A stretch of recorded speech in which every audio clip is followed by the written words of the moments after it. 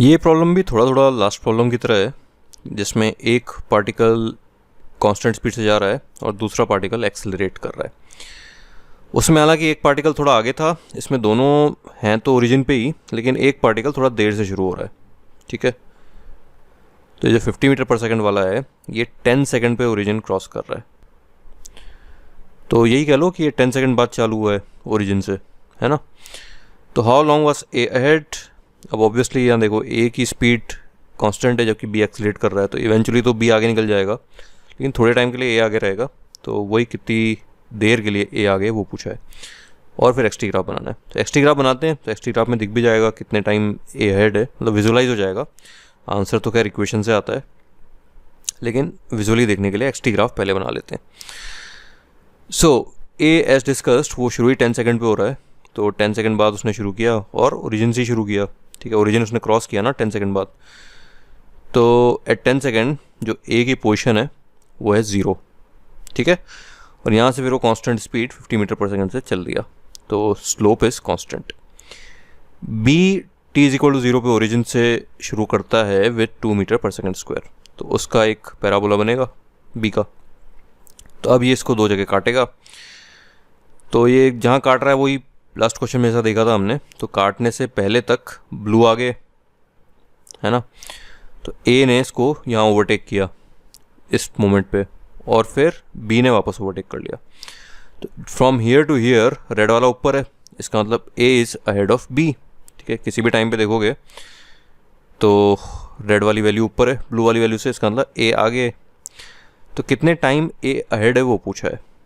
ठीक है, तो ऑब्वियसली ये T1 है ये T2 है, तो T2 माइनस T1 की वैल्यू पूछी है हमसे। तो this is the interval during which A is ahead, है ना, which is T2 minus T1।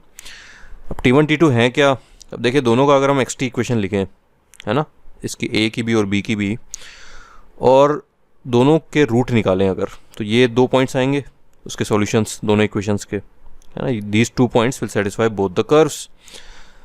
तो वो जो हमारी क्वाड्रेटिक बनेगी, तो T1 T2 की 2 वैल्यूज आएंगी, तो उस क्वाड्रेटिक का जो T2 माइनस T1 है वो हमें चाहिए। ठीक है, so let's do. So T2 minus T1 हमें चाहिए। सो ए की इक्वेशन लिख लेते हैं, स्ट्रेट लाइन की इक्वेशन है। So x is equal to v into t minus 10। ठीक है ना भाई, तो x माइनस इस पॉइंट से शुरू कर रहे हैं ना, तो इस पॉइंट मतलब पॉइंट पता हो स्लोप पता हो तो ऐसी इक्वेशन लिखते हैं। So x minus 0 upon t minus 10 is equal to slope होता है दैट इज v, तो x equal to v into t minus 10। तो ये स्ट्रेट लाइन की इक्वेशन है। और पैराबोला की इक्वेशन x पूछ रहा है तो 0 से शुरू कर रहा है, तो हाफ ए टी स्क्वायर होता है। So x equal to half a t square, acceleration हमें दिया हुआ है 2, this becomes x equal to t square.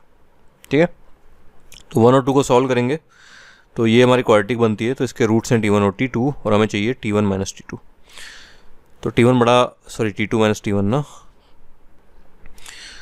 तो वो क्वाड्रेटिक में हमें पता है वो क्या होता है भाई, रूट T1 T2 क्या होते हैं, minus a plus minus root b square minus 4ac/2 है, यही होते हैं ना इक्वेशन। b plus minus